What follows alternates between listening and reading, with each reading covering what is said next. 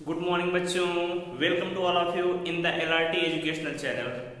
तो बच्चों, आज इस लेक्चर में हम बात करेंगे जो प्रीवियस लेक्चर में हमने आप सभी को क्वेश्चन दिए थे उन्हें सॉल्व करना है। और इससे पहले वाले लेक्चर में हमने आपको बताया था कि प्रिंसिपल ऑफ सुपरपोजिशन क्या होता है, प्रिंसिपल ऑफ सुपरपोजिशन के यूजेस कहाँ पर होते हैं। जैसे हमने थर्ड चार्ज को कहाँ पर रखें कि पूरा सिस्टम इक्विलिब्रियम में आ जाए। कोई एक सिस्टम दिया है, डिफरेंट डिफरेंट चार्ज है, तो उसका नेट फोर्स कैसे निकालेंगे, इसके बारे में हमने डिस्कस कर लिया था। अब उसी पर बेस्ड 3 क्वेश्चन हमने आपको दिए थे जो आप सभी को सॉल्व करके आंसर बताना था। तो चलिए इन सभी का आंसर बताइए और देखिए आंसर क्या आता है। आते हैं फर्स्ट क्वेश्चन पे। फर्स्ट क्वेश्चन दिया हुआ है आपको, where place third charge for equilibrium. 2 charge है, एक है 4q और दूसरा है 9q।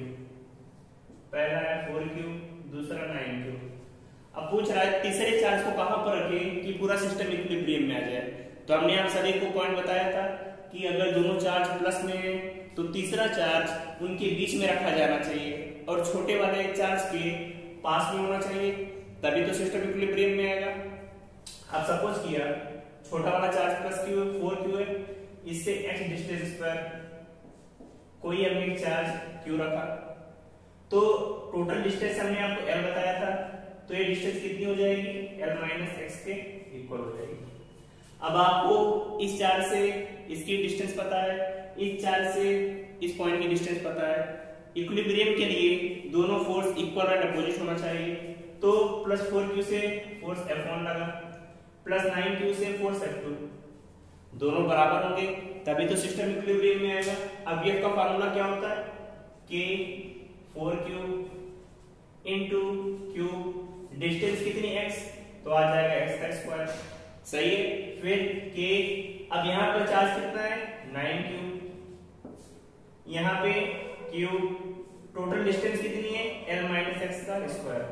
यही होगा। यहाँ पर जो चीजें कट रही है कैंसिल कर दीजिए, k से k, q से q, q से q, यही होगा।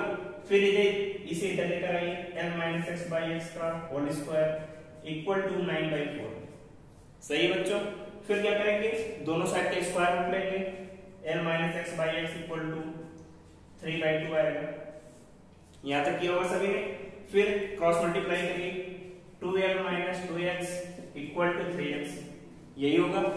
ये जो माइनस 2x है उसे उधर लेके जाएंगे तो 5x इक्वल टू 2l, तो x इक्वल टू आ जाएगा 2l/5।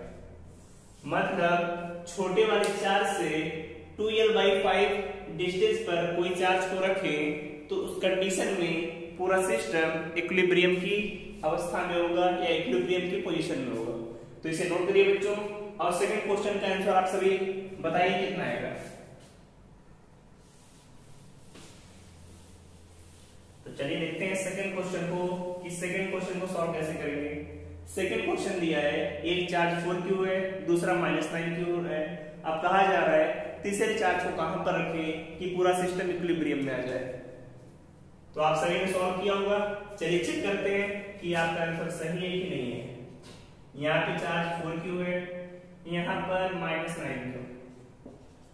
कहा जा रहा है तीसरे चार्ज को कहां पर रखें कि सिस्टम इक्विलिब्रियम में हो। तो हमने बताया 2 चार्ज प्लस प्लस होते हैं या सेम साइन के तो उनके बीच में रखते हैं और छोटे वाले चार्ज के पास। लेकिन अगर चार्ज अपोजिट साइन के हैं तो इक्विलिब्रियम के लिए चार्ज को आउटसाइड द सिस्टम रखना होगा, outside the system and near to the smaller charge. अब देखिए 4q है -9q, तो मैग्नीट्यूड में कौन सा छोटा है, 4q छोटा है।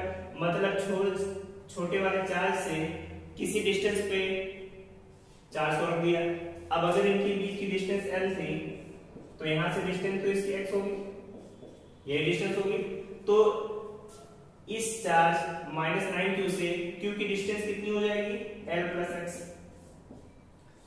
अब बैलेंस के लिए देखिए 4q है तो इस पर आउटसाइड फोर्स लगाएगा, -9q है तो इस पर इनसाइड फोर्स लगाएगा, तो दोनों इक्वल एंड अपोजिट होंगे तभी तो सिस्टम इक्विलिब्रियम में आएगा।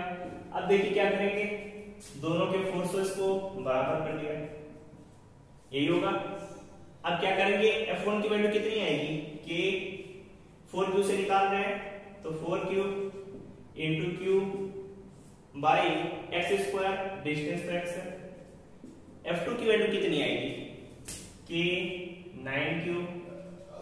अब ये जो चार्ज है q है, डिस्टेंस कितनी है l प्लस x का होल स्क्वायर इसके इक्वल है। k से तो k कैंसिल आउट, q से q कैंसिल आउट, q से q कैंसिल आउट। फिर क्या करेंगे, स्क्वायर वाला टर्म को एक साथ लेकर चले गए, l plus x by x का होल स्क्वायर इक्वल टू 9/4। सही है। फिर क्या करेंगे, दोनों साइड का स्क्वायर रूट लिया, l plus x by x equal to 3/2, cross multiply किया, 2l plus 2x equal to 3x, तो x इक्वल टू आ जाएगा 2l। मतलब छोटे वाले चार्ज से जिसकी वैल्यू 4q है वहां से 2l डिस्टेंस पे किसी चार्ज को रखें तब 4q और -9q के लिए पूरा जो सिस्टम होगा इक्विलिब्रियम की कंडीशन में होगा। इसके लिए हमने शॉर्ट ट्रिक भी बताई थी आप सभी को। शॉर्ट ट्रिक भी अगर आप जेईई मेंस और नीट का पेपर दे रहे हैं तो शॉर्ट ट्रिक का यूज करके भी क्वेश्चन को बहुत आसानी से सॉल्व कर सकते हैं। तो आप सभी ने सॉल्व किया होगा उसे। अब आते हैं थर्ड क्वेश्चन पे। थर्ड क्वेश्चन का आंसर बताइए कितना है सभी का। थर्ड क्वेश्चन में एक इक्विलैटरल ट्रायंगल दिया हुआ है आप सभी को, जिसमें 3 चार्ज रखे हुए हैं। एक चार्ज प्लस क्यू और -9 और -q है। इस सिस्टम के लिए पूछा है कि जो -q चार्ज है उस पर नेट फोर्स की वैल्यू कितनी होगी। तो इसके हमने आपको 4 से 5 क्वेश्चन कराए थे और तरीका भी बताया था कैसे करेंगे। तो चलिए देखते हैं इस क्वेश्चन को। क्या करेंगे, ए बी सी, ए पर चार्ज है -9q, बी पर चार्ज है +q, सी पर +q। इक्विलैटरल ट्रायंगल है तो सभी साइड बराबर होगी। सपोज कि आपने सभी साइड्स की वैल्यू कितनी है, a की इक्वल है। और इक्विलैटरल ट्रायंगल है, तीनों साइड इक्वल है तो एंगल भी 60 होगा सभी के लिए। अब पूछा है नेट फोर्स की वैल्यू निकालनी है, लेकिन किस पॉइंट पर, पॉइंट ए पर। तो अब आप देखेंगे पॉइंट ए पर हर एक चार्ज कितना फोर्स लगा रहा है। अब देखिए यहाँ पर +q, यहाँ पर -q, दोनों अपोजिट चार्ज है तो क्या करेगा, बी ए को अपनी तरफ अट्रैक्ट करेगा तो इस पर कोई फोर्स लगेगा F1। जो सी है ए बी प्लस ए पर माइनस, ए भी अट्रैक्ट करेगा फोर्स F2। देख रहे दोनों फोर्सों के बीच का एंगल कितना है, 60 डिग्री। तो वेक्टर में हमने बताया है कि रिजल्टेंट कैसे निकालते हैं। तो पहले हम F1 और F2 की वैल्यू निकालेंगे, फिर दोनों का रिजल्टेंट। F1 की वैल्यू कितनी आएगी, कैसे निकालेंगे, कि चार्ज कितना है Q, डिस्टेंस कितनी है a का स्क्वायर, तो वैल्यू आ गई kq² a²। F2 की वैल्यू निकालेंगे। F2 की वैल्यू क्या आएगी, सेम एज इट इज किसी तरीके से निकालेंगे। दोनों की डिस्टेंस भी बराबर है तो वैल्यू भी बराबर आएगी qq/a²। तो वैल्यू आ गई kq²/a²। F1 F2 दोनों की वैल्यू निकाल ली। अब आपको रिजल्टेंट निकालना है। दोनों वेक्टर एक दूसरे से 60 डिग्री के एंगल पर है तो आपको रिजल्टेंट निकालना है।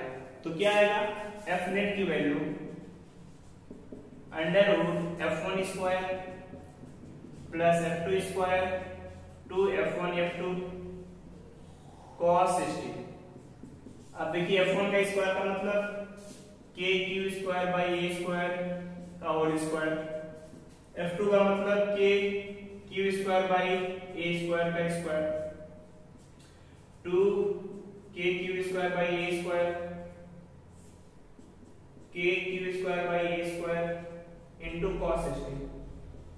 अब cos 60 की वैल्यू कितनी होती है, 1/2, तो 2 से 2 कैंसिल हो जाएगा, kq²/a² kq²/a² और यहाँ पर भी होगा kq²/a² का होल स्क्वायर। 2 से 2 तो कैंसिल करने के बाद इसकी वैल्यू जो नेट आएगी, यहाँ पर नोट करते हैं सभी, क्या आएगा, अंडर के अंदर 3kq²/a² का होल स्क्वायर। यही वैल्यू आएगी क्योंकि 3 टाइम्स है, जोड़ने पर यही आ जाएगा। अब अंडर रूट के बाहर लेकर आएंगे तो 3 को लिखेंगे √3 और अंडर रूट के अंदर स्क्वायर है तो स्क्वायर तो खत्म हो जाएगा, kq²/a²। ये आ गया F नेट की वैल्यू। मतलब ये जो आपका चार्ज -q है पॉइंट ए पर, उस पर नेट फोर्स होगा √3 kq²/a²। तो ये तीनों प्रीवियस क्वेश्चन थे जो हमने सॉल्व करने के लिए दिया था। इसे आप मैच करा लीजिए, फिर आगे सॉल्व करते हैं और आगे अपना नेक्स्ट टॉपिक पढ़ेंगे इलेक्ट्रिक फील्ड के बारे में कि इलेक्ट्रिक फील्ड क्या होता है, इलेक्ट्रिक फील्ड लाइंस कैसे ड्रॉ करते हैं, उसकी प्रॉपर्टीज क्या होती हैं और उसमें भी प्रिंसिपल ऑफ सुपरपोजिशन की हेल्प से कैसे क्वेश्चन सॉल्व करेंगे। एज इट इज इसी तरीके से उसमें भी होगा, तरीका भी हम आपको बताएंगे। तो पहले नोट करिए सभी इतना, तो सभी ने नोट कर लिया। अब चलिए हेडिंग डालिए सभी आगे इलेक्ट्रिक फील्ड के बारे में कि इलेक्ट्रिक फील्ड क्या होता है। तो नेक्स्ट हेडिंग है आप सभी की इलेक्ट्रिक फील्ड। हेडिंग डालिए सभी इलेक्ट्रिक फील्ड, इलेक्ट्रिक फील्ड। अब बच्चों इलेक्ट्रिक फील्ड क्या होता है पहले इसके बारे में समझते हैं। जैसे सपोज करिए कोई चार्ज है Q या प्लस Q चार्ज है, इस चार्ज के पास जैसे हम कोई टेस्ट चार्ज, और याद रखिएगा जब कोई टेस्ट चार्ज लेते हैं हमेशा उसे पॉजिटिव में लिया जाता है। सपोज करिए प्लस Q नॉट, इसे क्या बोलते हैं टेस्ट चार्ज। और टेस्ट चार्ज के बारे में ऐसा मान के चलते हैं कि इसका अपना खुद का सिर्फ कोई इलेक्ट्रिक फील्ड नहीं होता। अब जैसे प्लस Q है, प्लस Q और यहाँ पर टेस्ट चार्ज है प्लस Q नॉट। जब प्लस Q नॉट को Q के पास लेकर आएंगे तो आप देखेंगे कि प्लस Q नॉट पर दोनों प्लस प्लस है, तो एक बाहर की तरफ फोर्स लगेगा, रेडियली आउटवर्ड फोर्स, एक बाहर की तरफ फोर्स लगेगा। ये फोर्स क्या करेगा, इस टेस्ट चार्ज को दूर की तरफ धक्का देगा। इसका मतलब इस प्लस Q के आसपास कोई एक ऐसा फील्ड जनरेट हो रहा है जहां पर किसी भी चार्ज को लाने पर उस पर एक बाहर की तरफ फोर्स लग रहा है। मतलब क्या है कि हर चार्ज के पास अपना एक फील्ड होता है जहां पर किसी चार्ज को लाने पर उस पे अट्रैक्शन या रिपल्सन का फोर्स लगता है। उसी फील्ड को हम क्या कहते हैं इलेक्ट्रिक फील्ड। जैसे अगर हमने माइनस Q चार्ज लिया, यहाँ पर इस चार्ज को लेकर आए test charge plus Q naught को, तो क्या होगा दोनों अपोजिट चार्ज है तो इस पर अंदर की तरफ फोर्स लगेगा। इसका मतलब ये माइनस Q चार्ज इस टेस्ट चार्ज को अपनी तरफ अट्रैक्ट कर रहा है, खींच रहा है, तो इसका मतलब इसके आसपास कोई फील्ड होगा। उसी फील्ड को हम क्या बोलते हैं इलेक्ट्रिक फील्ड। जैसे इसी चार्ज को यहाँ पर नहीं यहाँ पर लेकर आए तब भी तो इस पर फोर्स लगेगा। इसका मतलब इस चार्ज के आसपास कहीं पर भी आप किसी टेस्ट चार्ज को लेकर आए वहां पर एक अट्रैक्टिव या रिपल्सिव फोर्स लगेगा। उसी फील्ड को जहां तक इसकी वैल्यू होगी उसे हम बोलेंगे इलेक्ट्रिक फील्ड। ऐसे माइनस Q नॉट पे क्या होगा अट्रैक्शन होगा, तो ये सभी चार्ज को अपने पास खींचेगा। इसी फील्ड को हम बोलते हैं इलेक्ट्रिक फील्ड। तो समझ में आया सभी को कि every charge has its field in which it can attract or repel any other test charge, that is called electric field। तो नोट कर लेते हैं पहले इसकी डेफिनेशन को। every charge can attract and repel other charge in a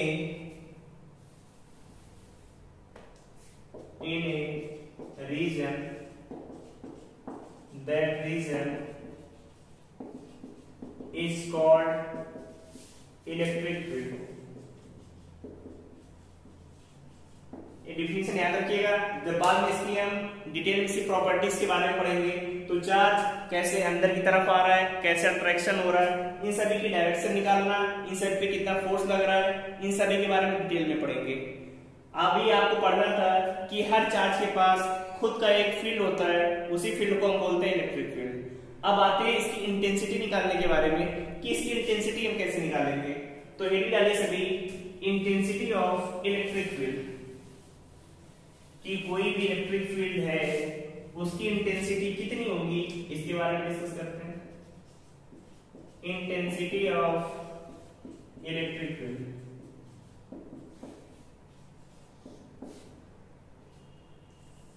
तो क्या होगा, जैसे प्लस Q चार्ज है, इस चार्ज का एक रीजन होगा जहां पर ये किसी भी चार्ज को रिपेल कर सकता है। इसी के रीजन में कोई test charge plus Q naught लेकर आते हैं तो जानते हैं इसके रीजन में आएगा, तो इस पे रिपल्सिव फोर्स लगेगा। सपोज करिए रिपल्सिव फोर्स कितना F है, तो जो इसकी इंटेंसिटी होगी इस लगने वाले फोर्स में इस टेस्ट चार्ज की जो वैल्यू है उसे डिवाइड कर देंगे। तो intensity of electric field equal to F by q naught, ये इसकी वैल्यू आएगी। अब ये जो intensity of electric field E है एक वेक्टर क्वांटिटी होती है, तो इसमें मैग्नीट्यूड भी होगा और क्या होगी, डायरेक्शन भी होगी। अब मैग्नीट्यूड किस तरफ होगा, डायरेक्शन किस तरफ होगी, इसके बारे में बात करेंगे। मैग्नीट्यूड तो आप सिंपली निकाल सकते हैं F बाई क्यू नॉट करके, लेकिन जो डायरेक्शन इसकी होगी, डायरेक्शन होगी इसकी किस डायरेक्शन में होगी, जिस डायरेक्शन में ए चार्ज स्ट्रेस चार्ज पर फोर्स लगाएगा। अगर दोनों प्लस प्लस है तो बाहर जाहिर सी बात है रेडियली आउटवर्ड होगा, direction in the direction of force, मतलब जिस तरफ फोर्स की डायरेक्शन होगी उसी तरफ इलेक्ट्रिक फील्ड की भी डायरेक्शन होगी। देख रहे हैं फोर्स की डायरेक्शन इस तरफ, तो ये जो इलेक्ट्रिक फील्ड होगा इसकी भी डायरेक्शन उसी तरफ होगी। समझ में आ गया। इसी चार्ज को यहाँ पर लेकर आएंगे तो इस तरफ, यहाँ पर लेकर आएंगे तो इस तरफ, यहाँ पर लेकर जाएंगे तो इस तरफ। अब इस इलेक्ट्रिक फील्ड का यूनिट क्या होता है, डायमेंशन क्या होती है, इसके बारे में डिस्कस करते हैं। तो चलिए नोट करिए unit and dimension of electric field. Unit and dimension of electric field कैसे निकालेंगे, क्या वैल्यू आएगी, इसके बारे में डिस्कस कर लेते हैं बच्चों। पहले है यूनिट, तो देखेंगे E इक्वल टू कितना होता है F बाई क्यू नॉट। और सभी को हमने बताया जो फोर्स की यूनिट होगी हमेशा न्यूटन के बराबर होगी, और जो चार्ज है, चार्ज का तो आप सभी को पता है कि चार्ज की यूनिट क्या होगी, कूलम होगी। तो यूनिट आ जाएगी न्यूटन पर कूलम। बात करें डायमेंशन की, इसकी डायमेंशन कितनी होगी, तो डायमेंशन निकालने के लिए हमने बताया हुआ है अब फोर्स की डायमेंशन mL/t-2, चार्ज की Q इक्वल टू IT होता है। अब I की डायमेंशन आप सभी को पता है A टाइम की T, तो Q नॉट की हो जाएगी AT। अब T को ऊपर लेकर जाएंगे तो mL/t-3 A-1 के बराबर आ जाएगी। ये आ गई डायमेंशन ऑफ इलेक्ट्रिक फील्ड। तो यूनिट और डायमेंशन याद रखे रहिएगा, बाकी इसकी प्रॉपर्टीज को हमने आपको अगले लेक्चर में डिस्कस करेंगे।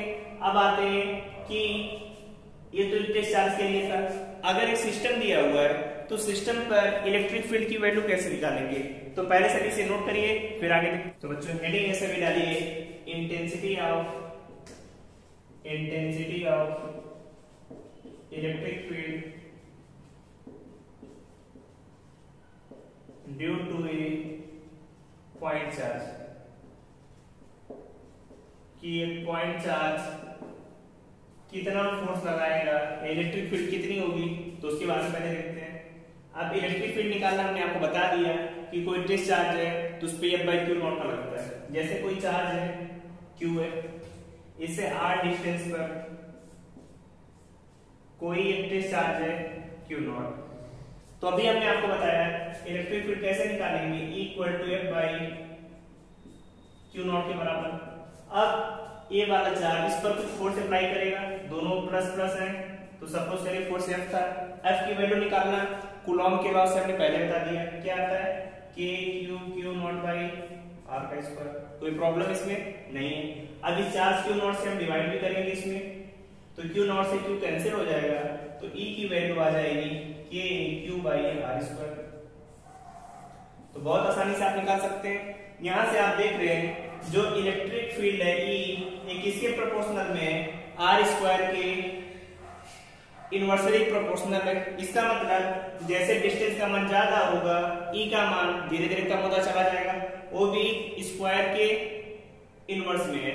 तो अगर इसका ग्राफ बनाएं E और R का ग्राफ अगर हम ड्रॉ करें तो देख रहे हैं जैसे डिस्टेंस बढ़ेगी इलेक्ट्रिक फील्ड का मान बहुत तेजी से कम होता चला जाएगा। इसका ग्राफ ऐसे बनेगा। शुरू में जब डिस्टेंस कम है तो इलेक्ट्रिक फील्ड का मान ज्यादा, लेकिन जैसे डिस्टेंस बढ़ रही है इलेक्ट्रिक फील्ड का मान बहुत तेजी से डिक्रीज होता चला जा रहा है। समझ में आया? तो अगर कोई भी चार्ज है इसके आसपास इलेक्ट्रिक फील्ड बहुत ज्यादा होगा, लेकिन जैसे इसे दूर चलते चले जाएंगे तो इलेक्ट्रिक फील्ड की इंटेंसिटी धीरे धीरे कम होती चली जाएगी और एक पॉइंट पर इनफाइनाइट पे मिनिमम के इक्वल हो जाएगी। समझ में आया? तो इसे नोट करिए। अब पढ़ेंगे जो इलेक्ट्रिक फील्ड है इसे हम वेक्टर फॉर्म में कैसे रिप्रेजेंट करेंगे। तो पहले से सभी नोट करिए और हेडिंग डालिए electric field in the form of vector, कि इलेक्ट्रिक फील्ड को वेक्टर फॉर्म में कैसे रिप्रेजेंट करेंगे। इलेक्ट्रिक फील्ड इन वेक्टर फॉर्म।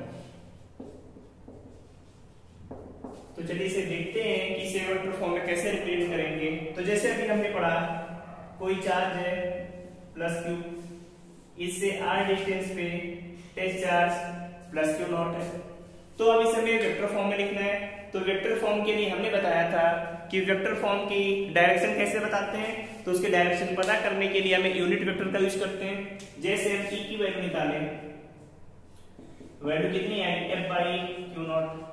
अब f की वैल्यू भी आप सभी को पता है k q naught by r square into q naught. तो क्यू नॉट से कट जाएगा k q by r square. ये तो सिर्फ इसका मैग्नीट्यूड हो गया। अब लेकिन मैग्नीट्यूड पता है तो डायरेक्शन भी पता होना चाहिए, और किसी भी वेक्टर की डायरेक्शन पता करना हो तो वहां पर हम यूनिट वेक्टर लगा देते हैं। तो हमने यूनिट वेक्टर लगा दिया आके। अब यूनिट वेक्टर की वैल्यू हमने बताई थी कि n कैप की जो वैल्यू होगी हमेशा vector n by mod of vector n, उसके वेक्टर में मैग्नीट्यूड से डिवाइड कर देंगे। तो कितना आएगा k q by r square. r cap को क्या लिख सकते हैं vector r by mod of r, और ये भी r का मैग्नीट्यूड ही है तो मल्टीप्लाई करेंगे k q r cap by mod of r का cube.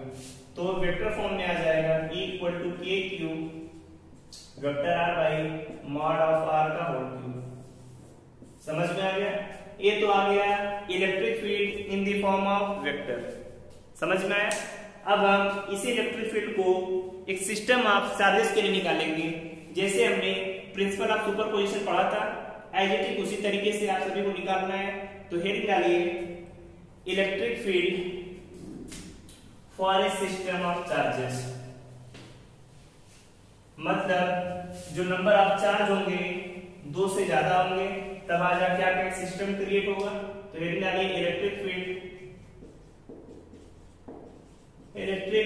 For a system of charge.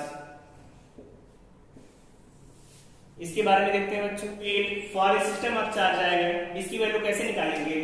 देखिए जैसे सपोज करिए कुछ चार्ज है, एक चार्ज है Q1 है, एक चार्ज Q2 है, एक चार्ज Q3 है। ये तीनों चार्ज इसकी वैल्यू प्लस Q1 है, प्लस Q2 और ये माइनस Q3 है। इनसे किसी डिस्टेंस पे कोई एक चार्ज है प्लस Q। अब क्या होगा, हर एक चार्ज इस पर अपना एक इलेक्ट्रिक फील्ड जनरेट करेगा।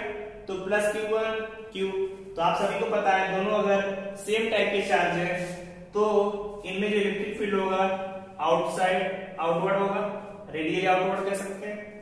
तो ये आ गया E1। जो दूसरा चार्ज है ये भी प्लस है, ये भी प्लस है, तो भी ये इलेक्ट्रिक फील्ड जनरेट करेगा किस डायरेक्शन में, रेडियली आउटवर्ड E2 के बराबर। तीसरा चार्ज माइनस Q3 है, ये भी इस पर इलेक्ट्रिक फील्ड जनरेट करेगा किस डायरेक्शन में, निगेटिव चार्ज है तो अपनी तरफ अट्रैक्ट करेगा, तो आ गया E3। तो जैसे हमने principle of superposition of charges में पढ़ा था कि अगर किसी चार्ज पर एक से ज्यादा फोर्स लग रहा है तो जो आपका नेट फोर्स होगा उन सभी फोर्सेस का वेक्टर सम होता था, उसी तरीके से यहाँ पर जो नेट इलेक्ट्रिक फील्ड होगा वो भी जो उस चार्ज पे डिफरेंट इलेक्ट्रिक फील्ड लग रही है उन सभी के वेक्टर सम के बराबर होगा। तो इसे लिख सकते हैं E1 plus E2 plus E3 सभी के वेक्टर सम के बराबर कर दिया तो आपका आ जाएगा नेट इलेक्ट्रिक फील्ड बहुत आसानी से आप इसे कर सकते हैं, तो इसे नोट करिए। अब इसके बाद आते हैं इस पर बेस्ड क्वेश्चन कैसे आते हैं। जैसे आप सभी ने ट्रायंगल के लिए, स्क्वायर के लिए या कोई सिस्टम है इक्विलिब्रियम के लिए जैसे क्वेश्चन करते थे, एग्जैक्ट क्वेश्चन यहाँ पर भी करने हैं। तो जितने लोगों ने पीछे के लेक्चर आसानी से किए हुए सभी बहुत आसानी से यहाँ पर कर लेंगे। तो चलिए इसे नोट करिए, फिर स्टार्ट करते हैं क्वेश्चन। अब चलिए क्वेश्चन स्टार्ट करते हैं। पहला क्वेश्चन आपको जो देते हैं एग्जैक्ट जैसे आपने कूलॉम लॉ में किया था उसी तरीके से क्वेश्चन है। क्या है क्वेश्चन कि कोई एक ट्रायंगल है, ट्रायंगल में ऐसा इक्विलैटरल ट्रायंगल है ABC, एंगल हर एक है 60 डिग्री, साइड्स की जो वैल्यू है A के बराबर है, A के बराबर है, A के बराबर है। कोई दिक्कत इसमें नहीं। तो पूछा है B पर जो चार्ज है प्लस Q है, C पर भी प्लस Q है। तो पूछा है find net electric field at point A। मतलब जो पॉइंट A दिया है उस पर नेट इलेक्ट्रिक फील्ड लगाना है कि नेट इलेक्ट्रिक फील्ड की वैल्यू क्या आएगी। तो कैसे निकालेंगे बच्चों, आप सभी को बताया, पहले प्लस Q इस पर फोर्स लगाएगा, फिर दूसरा चार्ज फोर्स लगाएगा, फिर दोनों की डायरेक्शन आप देखेंगे कितने एंगल पर है फिर निकाल सकते हैं। जैसे बात करें प्लस Q की, तो इस चार्ज पर यहाँ पर इस पॉइंट पर कितना फोर्स लगाएगा, तो इसकी वैल्यू कैसे निकालेंगे। जैसे अगर यहाँ पर कोई प्लेस चार्ज अपने सपोज ये प्लस Q रखा हुआ है तो बाहर की तरफ फोर्स लगाएगा, वैल्यू कितनी आएगी इसकी E1 के बराबर। दूसरा चार्ज है A2 फोर्स लगाएगा, इलेक्ट्रिक फील्ड की डायरेक्शन E2, दोनों के बीच का एंगल कितना होगा 60 डिग्री होगा, क्योंकि आपने मैथमेटिक्स में पढ़ा होगा एंगल 60 डिग्री है तो सामने वाला भी 60 डिग्री। तो पहले हम E1 की वैल्यू निकाल लेते हैं। E1 की वैल्यू कितनी आएगी, आप सभी को बताया कि Q बाई डिस्टेंस कितनी है A का स्क्वायर, यही तो वैल्यू आएगी।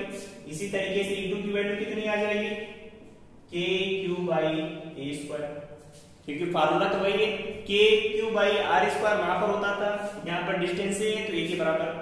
अब दोनों कितने एंगल पर है 60 डिग्री, तो जो E नेट आएगा इसकी वैल्यू आएगी under root E1 square plus E2 square plus 2E1 E2 cos 60 degree.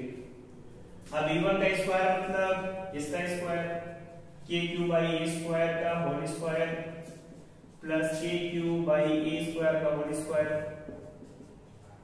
2KQ by A square, यहाँ पर KQ बाई A स्क्वायर, और cos 60 की वैल्यू कितनी होती है हमेशा फिक्स है 1/2, तो 2 से 2 कैंसिल आउट हो जाएगा। KQ square by A square, KQ by A square, KQ square by A square. तो बच्चों इसे नोट कर लिया सभी ने। अब इससे आगे देख क्या करेंगे, KQ बाई A स्क्वायर का होल स्क्वायर, इसका भी स्क्वायर, इसका भी स्क्वायर, तीनों को जोड़ने पर वैल्यू आएगी अंडर रूट के अंदर 3 KQ square by A square का स्क्वायर, यही वैल्यू आएगी। जब अंडर रूट के बाहर करेंगे तो अंडर रूट 3, अब यहाँ पे KQ है तो आएगा KQ बाई A स्क्वायर। ये आ गया आपका नेट इलेक्ट्रिक फील्ड इस सिस्टम पर कितना काम कर रहा है उसकी वैल्यू। अब ऐसे ही एक क्वेश्चन आपको देते हैं और आपको सॉल्व करना है तुरंत बिना आगे सॉल्यूशन देखे हुए। पहले आप सॉल्व करके बताइए, फिर आगे हम बताएंगे तो आंसर मैच कराइएगा। तो चलिए इस क्वेश्चन को सॉल्व करिए और बताइए कि आपका आंसर कितना आ रहा है। जो क्वेश्चन है आपका, एक इक्विलैटरल ट्रायंगल ही है, इस पॉइंट ए पर ही आपको निकालना है इलेक्ट्रिक फील्ड, लेकिन जो चार्ज है यहाँ पर प्लस Q है और यहाँ पर माइनस Q है, और यहाँ पर कोई टेस्ट चार्ज आप लेंगे इनका 60 डिग्री 60 डिग्री 60 डिग्री। पूछा है फाइंड E नेट, मतलब net electric field at point A पर। अब आप सभी सॉल्व करके पहले डायरेक्शन देखिए, फिर इसकी वैल्यू कितनी आएगी निकाल कर बताइए, फिर आगे हम सॉल्यूशन आपको बताते हैं। तो कैसे सॉल्व करेंगे बच्चों, अब देखिए ABC दिया हुआ है, तो ये तो प्लस है। यहाँ पर कोई टेस्ट चार्ज भी अगर आपने लिया हो ऐसा तो फिर ये प्लस क्यू नॉट, क्योंकि टेस्ट चार्ज की वैल्यू हमेशा कैंसिल हो जाती है तो इसे कहीं पर आता नहीं है। आपको एज्यूम करके चलना है जिस पॉइंट पर निकालना है वहां पर कोई एक टेस्ट चार्ज होगा, ये हमेशा हर एक क्वेश्चन में एज्यूम करके चलना है। दोनों प्लस प्लस है तो मतलब इसे तो इलेक्ट्रिक फील्ड बाहर की तरफ लगेगा E1, और ये माइनस है मतलब अपनी तरफ खींचेगा तो इलेक्ट्रिक फील्ड तो अंदर की तरफ लगेगा E2। अब इन दोनों के बीच का एंगल देखना है, एंगल तो 60 डिग्री है। तो आप जानते हैं कोई भी लाइन बनी है, लाइन पर टोटल एंगल 180 का होता है, तो ये 60 डिग्री का है तो बचा वाला एंगल कितना आ जाएगा 120 डिग्री का आ गया।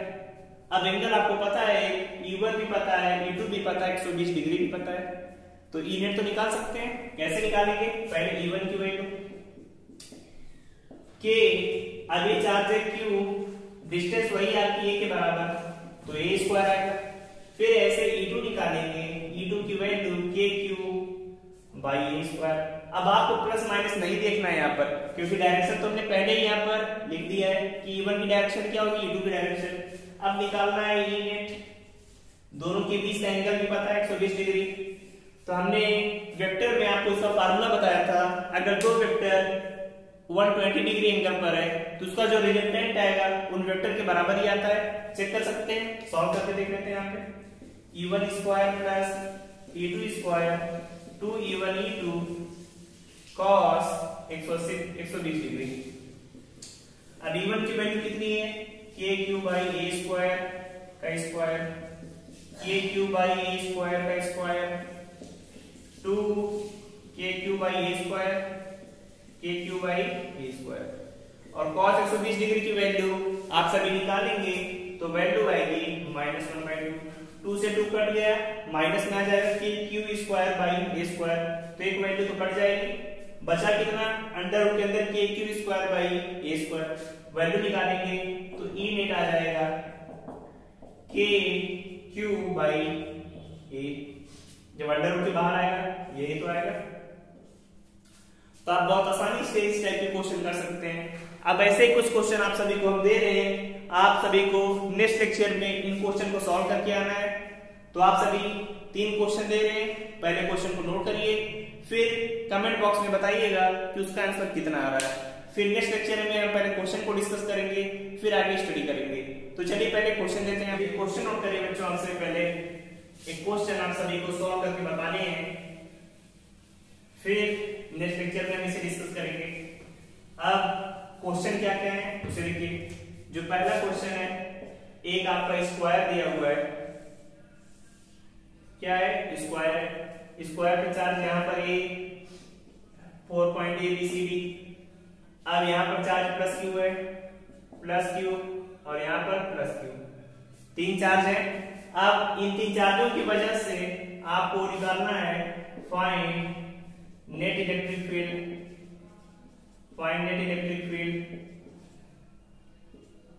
Eight point A।